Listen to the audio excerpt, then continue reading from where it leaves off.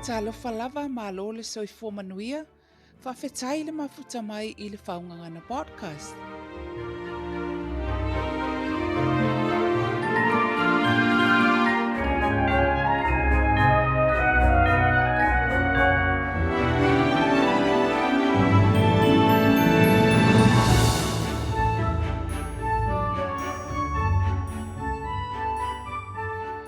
O au o Dr. Ioana Mulipola, o le mental health nurse, o le lecturer foi, I le nursing school I le universite I Aukilani I New Zealand.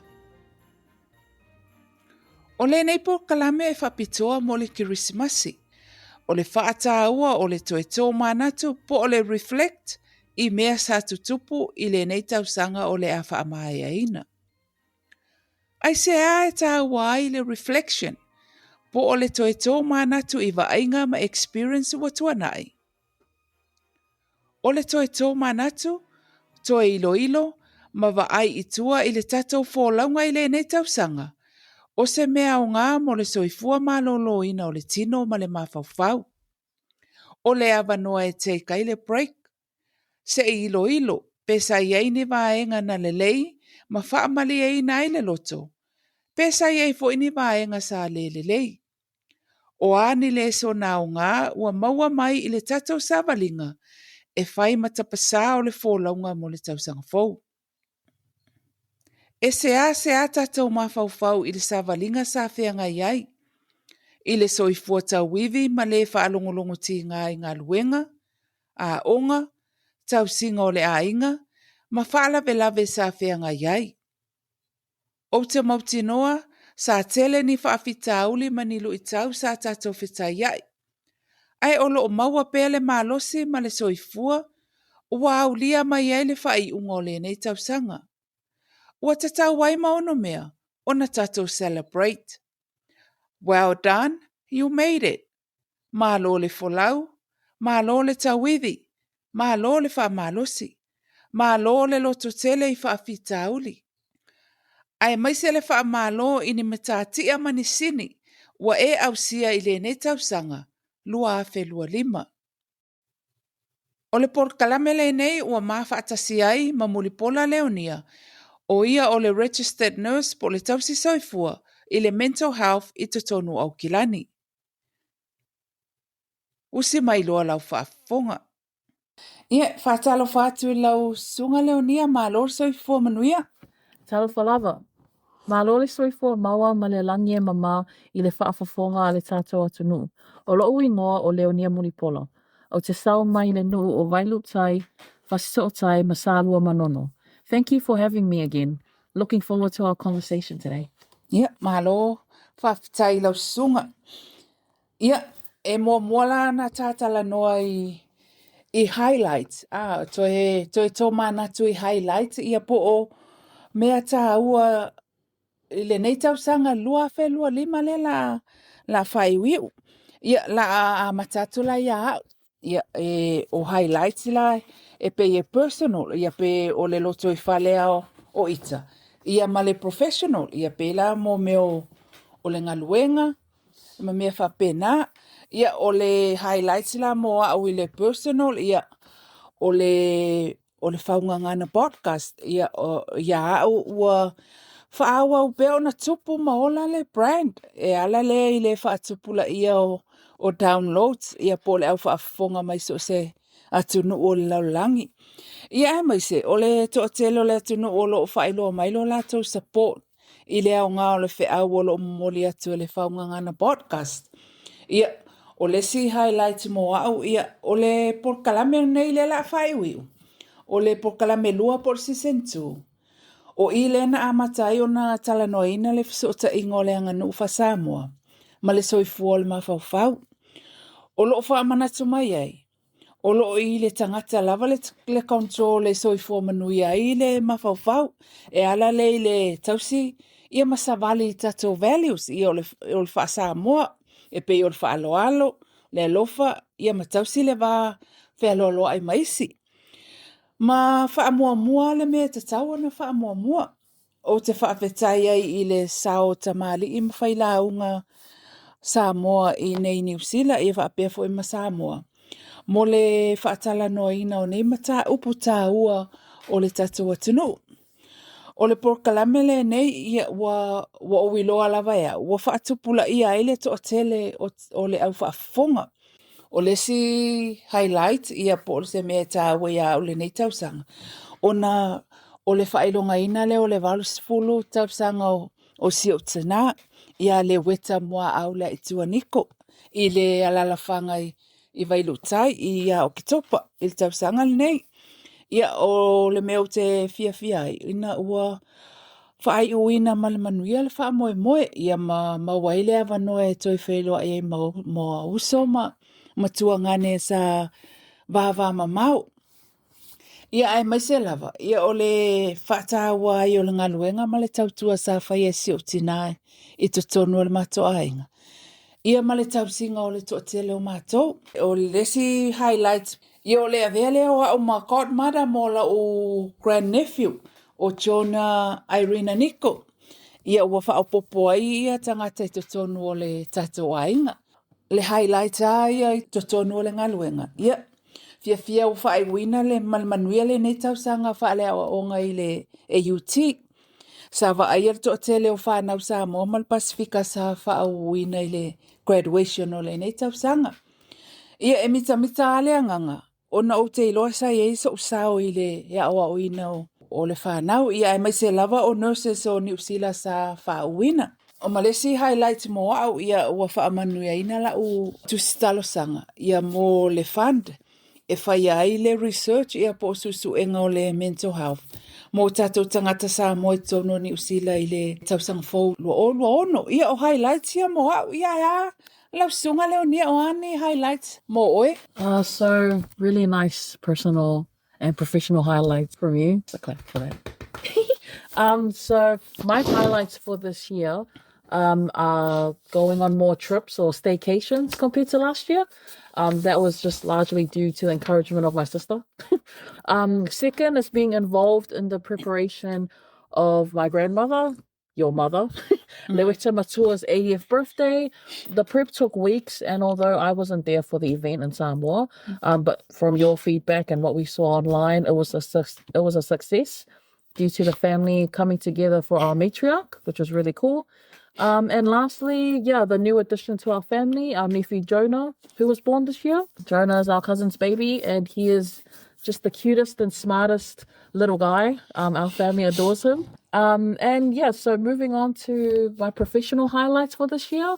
First is returning to postgraduate study. It was exactly how I expected it would be, out of my comfort zone and difficult. But however, I worked hard and tried my best, which is all I can ask of myself.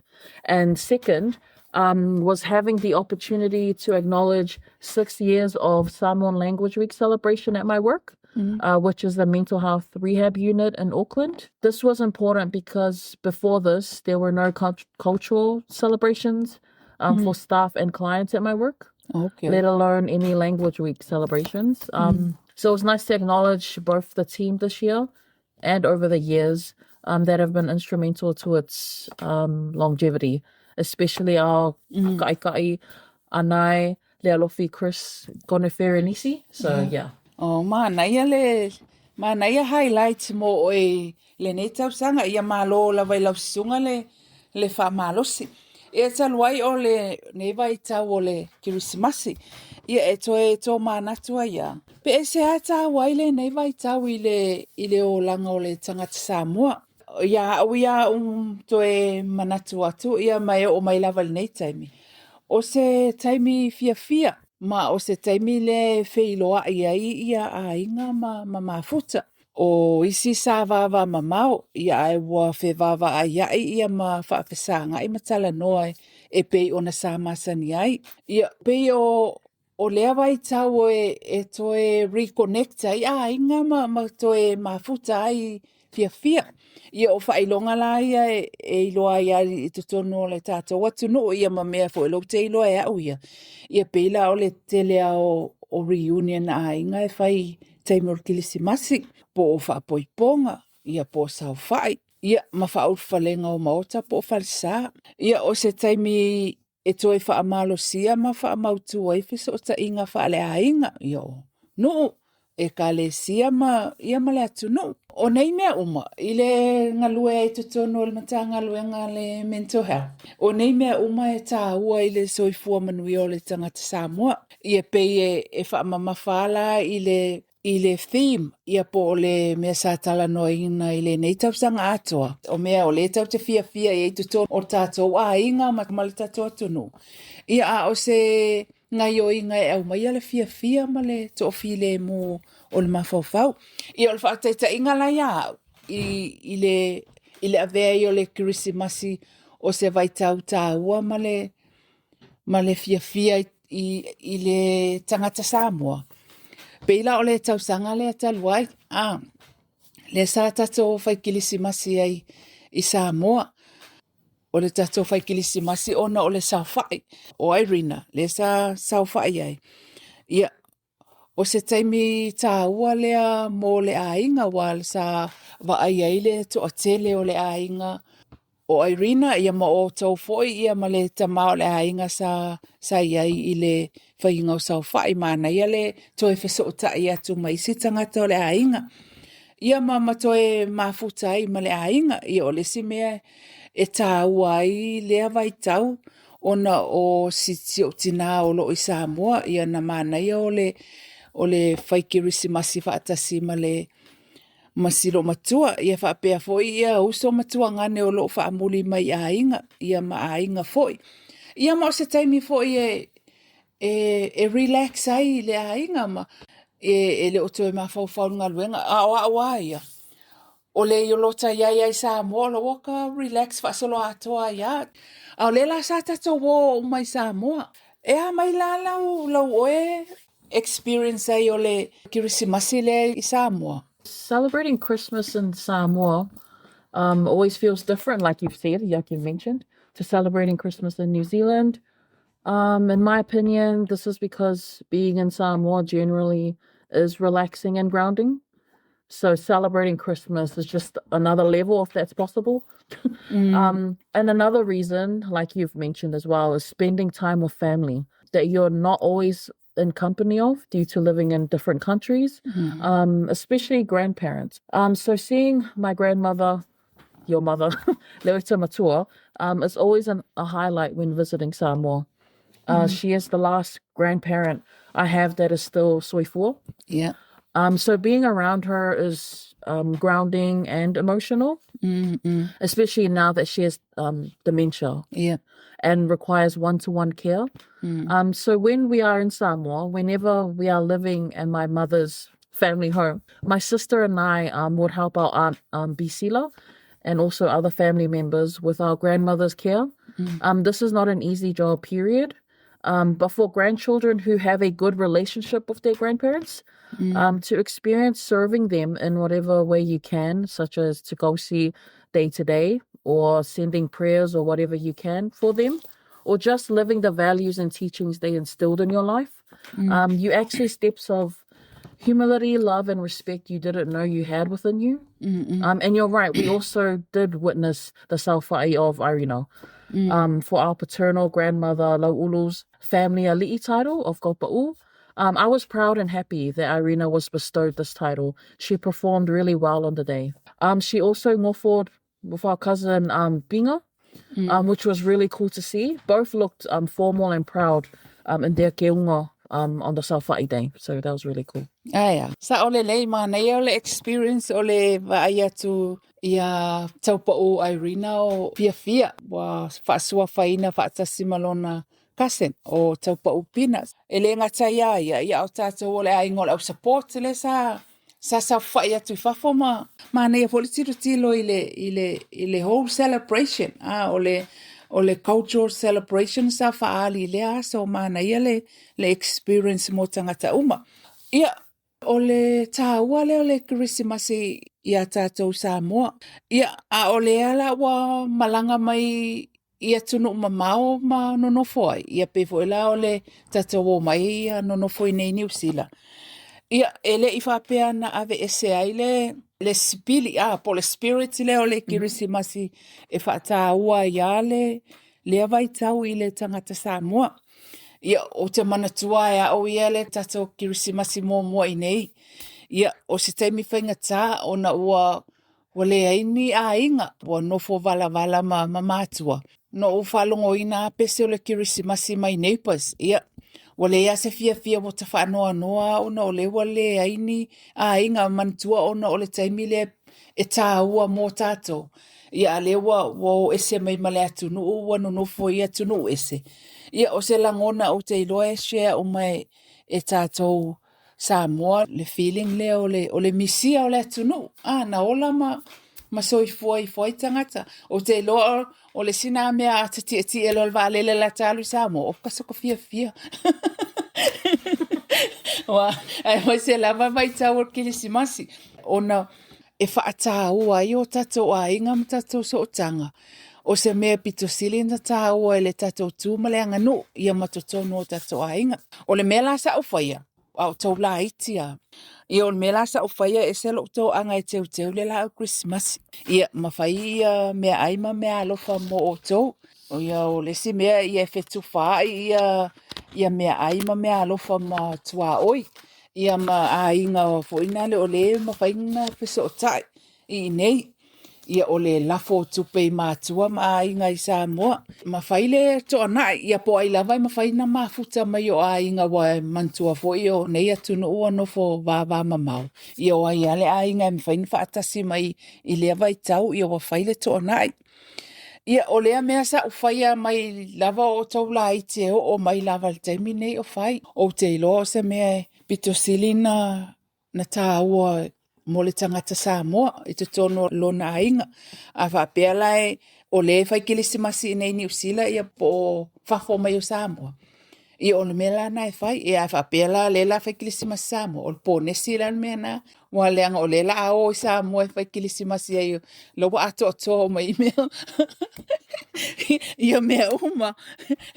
Ia, o le awala na o whaawawa ia au ia o te iloa foi o lo o whapena foi I le tele o tato a inga Samoa o le Kerisimasi Samoa. Malona whaatawa ina, ia a tato wo esema, ia o le whaawawa la I naita mai practice ia I tutono a inga. O le ala se plan o le tato a inga mo le Kerisimasi le nei tausanga. Christmas for our family this year will be in New Zealand. Yeah. So spending time with family, enjoying the quintessential New Zealand summer weather, and also the public parks and beaches will probably be the highlights. Wa o le sa o le tausanga le ngate atu nei, ia. O winga la o le tausanga le nei, ia o le la whai Kerisimasi I le fale. Lona winga o le papakiu, ia o le o mamea ai mana ia uma, ia a le o nā loa o malole to anai ia moe. Fai se malo longa. A wal fea luai wal mea nai la vea hai o le fea luai. O lona winga o le file mu ama no fo leid fale. E mawaile saunga le mu ia o le plan nga o le Kerisimasi mo le nei tausanga. Ia mamaleanga ia tu I le whaafeiloa I ina o le lua afe lua sifun ma le ono. E ala le launga luenga o le ase plan o le mo le Kerisimasi. As I mentioned earlier, I work as a nurse in a mental health rehab facility in Auckland. Last year's episode, I think I went over this, but our clients live at our facility. Therefore, the clients that don't go on leave with family or friends during this period spend it at the facility. So staff and clients, they're involved in Christmas preparation, such as decorating the ward, including putting up a Christmas tree. There's also a Christmas end-of-year celebration involving staff and clients, and also having a shared meal on that day. And then on Christmas Day itself, the rehab workers, the nurses, and the clients participate in making food, decorating the space, and also sharing a meal. E tele la ia plan mo le tau service me fo ele lei ai ia le service le I le mental health wa ese ia services ma department e ia ola no foi to tono no foanga pe o le fale mai ia ai le o tu ai lava le le whailongaina ma le fiafia o ia vaitau mō lātou. Bolo watu ua le aonga, ia. La la wo tamai ta whao malolo, ia le wo whai aonga i malolo. Ma whai se malolonga, ia. O te iloa po o se whai ungo Januari nga i le Februari, ia. To e amata fo ilea, ia o taimine, ia o lae celebrate le tangata ia le Kerisimasi Ua na inga. Ia taluaila o le tau te anga ia tu i le whawhailoa i le lua whelua ono. Ia o taimi fo i pe ona tā talanoaina i le tā polokalame o le Kerisimasi i le tausaga ua mawai. O le taimi e seki ai ia kous, ia po o sini mo le tausaga fou. O le iai leo ni tapasa. O se awala fo ina le e tapasa ai le fo nga i lumanai. Ia o ani matatia o lo fia au sia ile o langa ia le ngata ia oe ia fa pele a inga. Awa a fa pele se ko foi ngale po se tapasa e tau la ia le sila ma le vai. Ia e pe ia o le va foi na le wale sona la foi na le ia nga float ala ia le lopo fe e anga ai ia a o le setting o kous ia po sini mo le tausaga fou. O se mea fo le ina ia tau la ia le tilo. Tau mai ai o lai you are in control o le life wa le nei vaitau. O le tau te iloa le ia wa te le mea fou ia ma mea o swinga o le olanga e fetuleni mai. Sometimes e fetosoa ina ile le vaai me whape. A o le iei o kous. Ia o lai e seki ia ma e focus. O isi tangata ia o le seti ia kous ia mo ia. E mana o ia e ausia ia o le kou molo na ainga. O a mea le ainga e fia ausia. Ia po o kous fo i o le galuega. Pe o mana o e fia si ia tuilunga ia le tūlanga le galuega. Ona o maua o tausi soifua po o nurses. Ia o le koule pitusili lava ona ma whaatawaina. Ia o le self-care, o le vaaia le lei o lo soifua ma loloina. O le moanga ngana e masani e tutono o le matanga luenga. Ia health is wealth. Ia ilo umai tātou. Ia a le malosi le tino. Ia mal mawhauwhau. E le maua fo i le malosi e enjoy ai le life. A le malosi le mawhauwhau ma fiafia ma saoloto ia. E le maua fo i le anga ilu mo le olanga ia. There is no health without mental health. Ia a le maloloina lo mawhauwhau ia. E a fia o mai lo soifua maloloina. Ia colds mo au ia po tapasa mo au lua fe lua ono. Ia o le wha mua lo soifua maloloina ia. O le si colds ia o le whaunga ngana podcast season 3 o po o le polokalame lona tolu. O le wha moe mo le tausang fou ia o le season 3 wa le wa wha mai a ina le season 2 ia. Pe ona o ta ua o le whaia le o la o research ia po la ususu enga lea mo le Samoan mental health mo tatou tangata Samoa o lo alala i nei New Zealand ia o Nicole singa mo au o ke look forward e le tausanga fou. Ia o e Leonia o ani Nicole mo o e tausanga fou. So my goals for 2026 is self-investment. So first is to keep upskilling. This first year of it, like I mentioned earlier, has been challenging, but I also developed my resilience and capability, which feels like growth to me. Second is improving my physical health.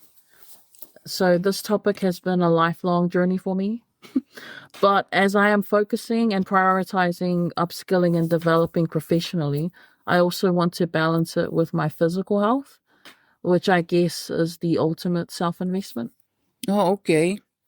Ia e sa o le wa pe o lo fata wa ina lava le soifua maloloina a le soifua maloloina to le tino le mafawfau ma le anganga o le tangata ia le ise fiafia ma se ato o le enjoying o le life ia ma mea o leo lo fiafia iai.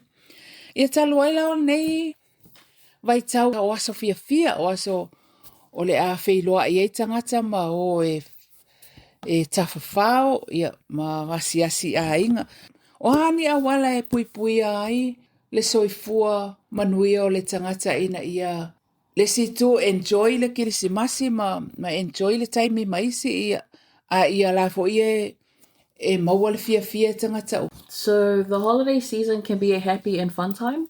So however you choose to celebrate it, just remember to keep yourself and others safe. The holiday season can also be stressful for all sorts of reasons.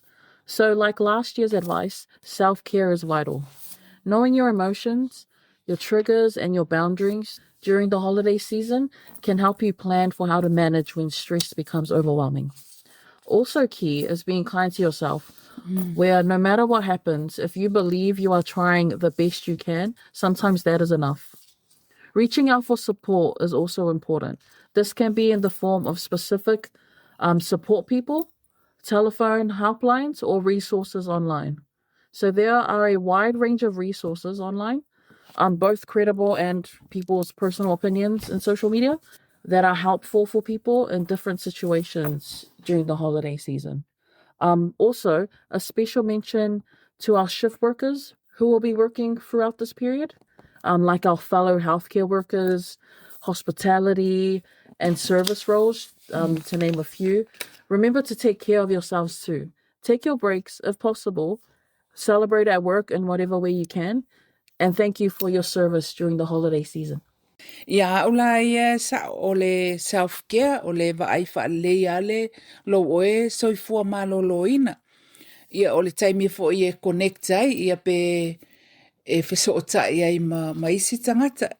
Ma vaai lo saogalemu o isi taimi o le tele fo i o le fiafia. Ia e ono avea matulanga e au mai ai fo i le whaanoa noa ia pe a ova le fiafia paule mea o le vaai lo saogalemu e le ngata i lo saogalemu ia e whapea saogalemu o le ainga ia o le whanau ia whapea mātua matutua ia e maise ia vulnerable members o le kako community ia peila o i lātou e ei mana o ngā whapitoa ta maiti la iti matatou mātua matutua. O lo wha moe atu ia oele tausinga. Ia e vaai wha leile saogalemu mo tangata uma. Pe ona ta ua Leonia o le via mo umia le fisosoani ia. Po fea lava le atunu o lo e alala ma papa au ai ia. Sa ili se fisosoani.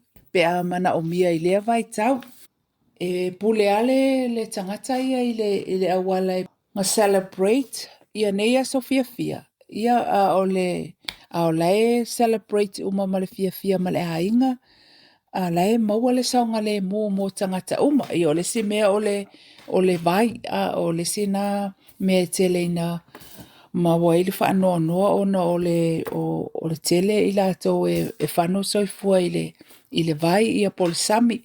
Ia o mea ele i mawhauwhauina ia o mea nai e tatau ona look out ma support each other. Ia taluai la ona o le vaitau o le Kerisimasi. E whetufaa i ei mea alofa. Ia o le la e whetufaa i mea alofa ma Leonia i le vaitau o le Kerisimasi. Ia o au ia lau te iloa o le mea mana o mia e Leonia. Ia Leonia lau mea alofa lea.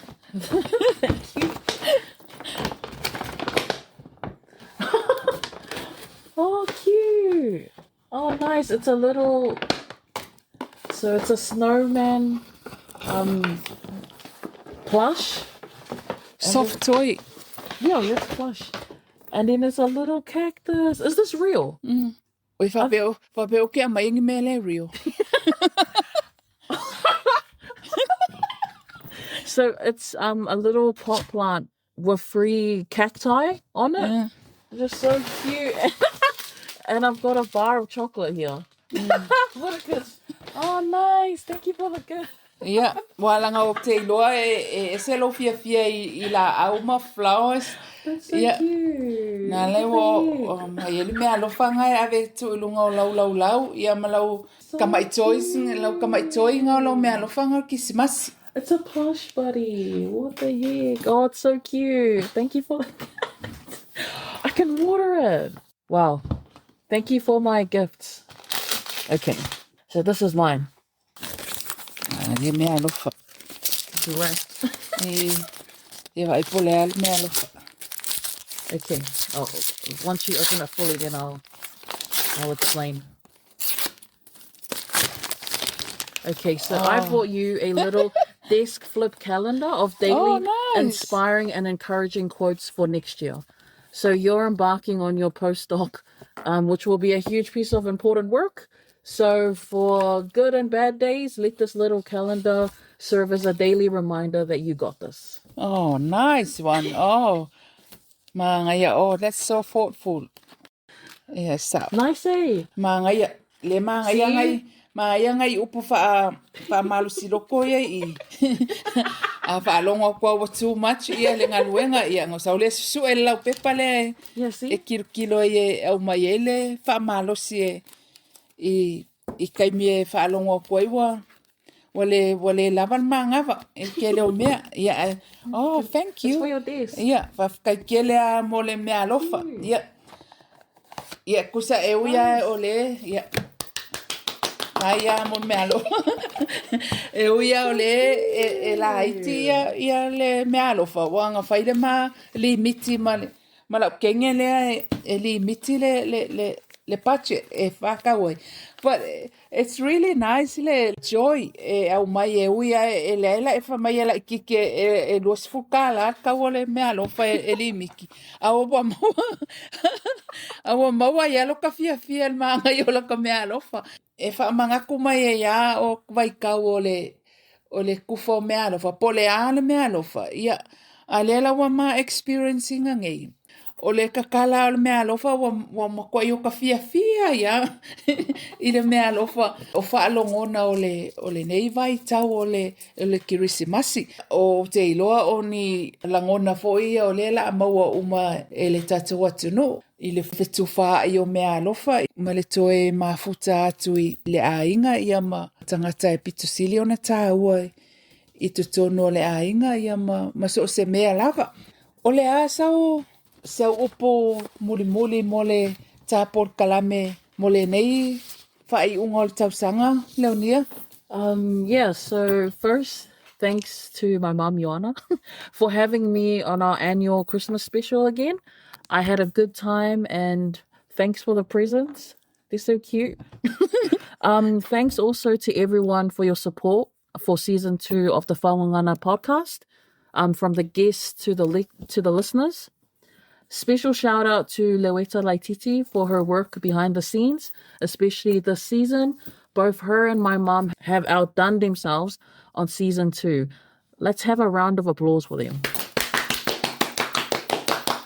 Yay! So yeah, that's all from me, Leonia, for 2025. See you guys in 2026. Merry Christmas and Happy New Year. Ia, malo lava I lau sunga. O te ilo le upu mulimuli mai ia au, ia peona o tā ua I le amatanga. Ia, o le mele o le reflection, o le whaatawa ina fo I lea o le toe tō manatu, ma toe reflect I mea watua nai. Ia, o se practice e a fo nei e au ngā mo lo mental well-being. Ia, o le self-care, whaataua lo soifua maloloina. Langona loa le mai po oe po o se tasi o le ainga po le whanau. Awan no fuai ai sa ili lo se tonga fiti mai fo mai. Ia, whaamua lo soifua maloloina. O le support mo isi, ia ma le care for others, ia ma se tau kous mo le tau sangfou. Tu sa pe tasi le kou, ia o le mesili o le kou lo nei e te fiafia iai. Upu mulimuli, ia maua se Kerisimasi fiafia, ia maua le saogalemu mo oe ma le ainga. Ia, Aemaise ia o tātou mātua mātutua ma le whanau.